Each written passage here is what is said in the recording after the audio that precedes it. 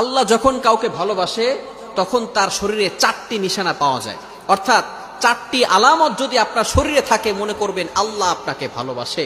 4টি নিশানা। 1 নাম্বার হচ্ছে যাদেরকে আল্লাহ তাআলা দ্বীনের সঠিক জ্ঞান দান করেন তাদেরকে আল্লাহ তাআলা মহব্বত করেন।